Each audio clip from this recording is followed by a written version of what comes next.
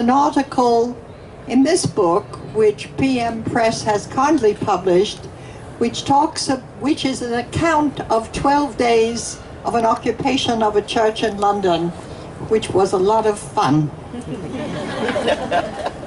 I want to speak about women's struggle, but you know, when you speak about women's struggle, so much of it is hidden because so much of women's work is hidden, and the struggle about this work is as hidden as the work itself.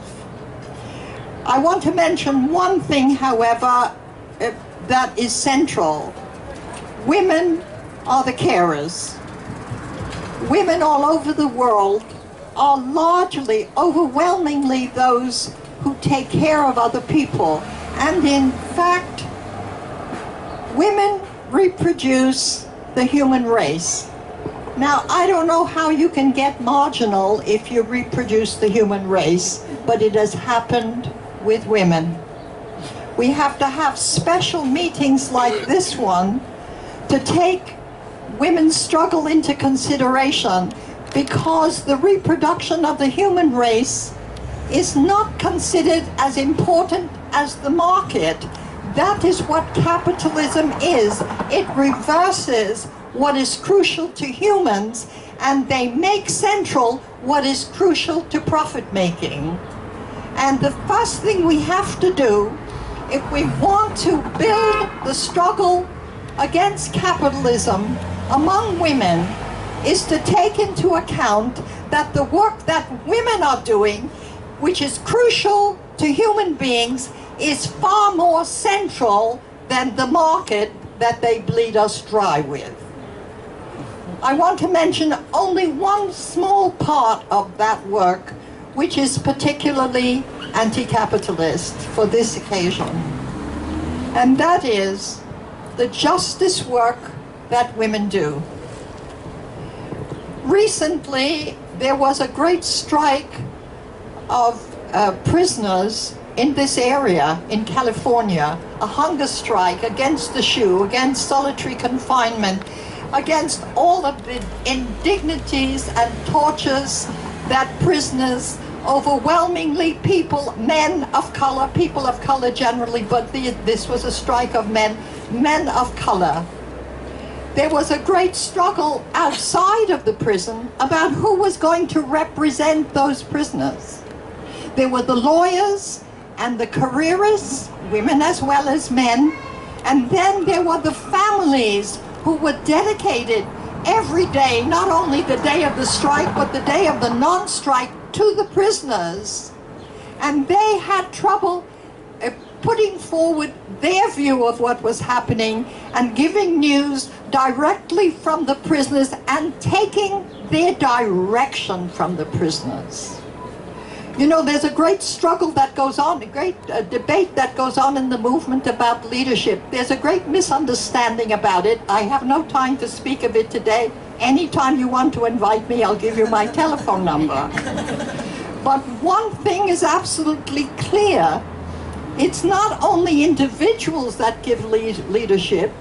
It's not necessarily individuals at all. It is the struggle itself which gives us leadership, which tells us which end is up and which way to go, and how to think about things and how to act to change the world. And the women had that advantage, but their work was almost invisible, and they had to struggle to be heard. Now, if you are part of this gender that does the caring work, there is something anti-capitalist in your position. First of all, there's the pro-capitalist work, which is you are reproducing the working class. You are making your reproduction is the reproduction of slavery, and we know that and are angry about it every day. We don't wake up in the morning and say, I am reproducing slaves and therefore I am angry. You know, people have a peculiar idea of what consciousness is. But when you see your children being pushed around on the grounds of race, on the grounds of class, on the grounds of gender, on the grounds of disability. You are furious and you go into school if you have the time, and you can take time off from work, outside work, and you fight for those children. And you fight with all you have against the capitalism that is being imposed on your children. So that's the capitalist work, and some struggle against it. But in addition to that, there is the great debate in the women's movement.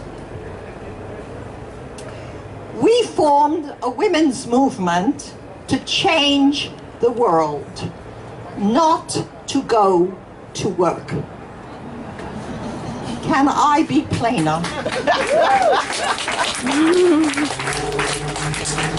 The fact is that feminism has come to mean, in the media, in the powers that be, and in public consciousness too, that the work of caring is really, you can do it in about 15 minutes in the morning and about 10 minutes at night. It's not true. Ask the woman in a few months' time who is having twins. The fact is that we have been told that if we want to be independent, financially independent, and therefore in every other way, sexually, socially, etc., and if we want to have a life of our own and get out of the loneliness and isolation of the individual kitchen, we have to get a job. And Arbeit macht frei was what was said over Auschwitz. It says work makes you free, and you would think from many feminists that this is the truth. I believe it's a lie. We want to do less work, not more. But about the caring work, we don't view it like the rest of capitalist work. It is different. It is about people. It is about our relationships. Caring is an integral part of our relationships.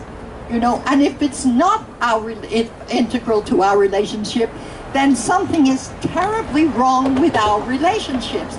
And something is terribly wrong with the relationships between men and women, we have noticed. Because women do the caring, and men, on the whole, do not. Men are supposed to go out to work and bring the money in. Increasingly, men are finding that intolerable. Not only going out to work, but leaving their children behind. And in fact, not even knowing them until they're much older. Not knowing them in the deep way that the mother will, and that the women in the family will. And that is a crucial part of the anti-capitalist work that women do when we demand the right to have money without going out to work. And that's why we have a petition that says a living wage for all workers, including mothers and other caregivers. And we feel that is a crucial anti-capitalist tool, a weapon to make clear that we want not the market, but the relationships among us, the caring relationships among us, to be central, not only in our lives personally, but also as the social focus, as the priority of the society. And that we feel is crucial. We feel it's crucial because it's anti-capitalist. We feel it's crucial because it's human-centered. We feel it's crucial because it upholds life, and that means not only the lives of people, but the lives of animals and the life of our planet. You know, and we feel also that it's crucial because it organizes against the divisions among us, and against the divisions between countries as well. I want to give one example besides the petition. Yeah, just time for 1 minute's time to give you an example. We've just published this book in the UK and we're beginning to circulate it here. It couldn't get a publisher in the US because there's no money in it. It took so much work to do and to get right that we really can't get a publisher as it deserves to be. It's a book about socialist villages in Tanzania, and I won't tell you more about it now. But one thing that you could see in it, everybody in the village went to work. Everybody went to work, but not everybody did the same work. And when the women were to go to the fields, they just fought for and got that they would go to the field later than the men because they would take care of the children first, and then the village said, yes, when you have dealt with the children, then you will come and do the heavy work in the fields. And when they had some excess crops and they sold them, they took whatever was the profit, did what work in the villages needed to be done, and the rest was divided equally among every worker, the women and the men, and the older people who did not go into the fields at all because they were too old and too elderly, and did other work, including childcare in the day, which they organized. And they had, therefore, pay equity. That's important. We haven't got it yet. That was 1960s Tanzania. But what was more crucial was that all the work of the society, of every sector in the society, was part of the work of society and of equal value, of equal importance, making the society, improving the society, the relationships and the caring. That's an example, perhaps, of what we aim for.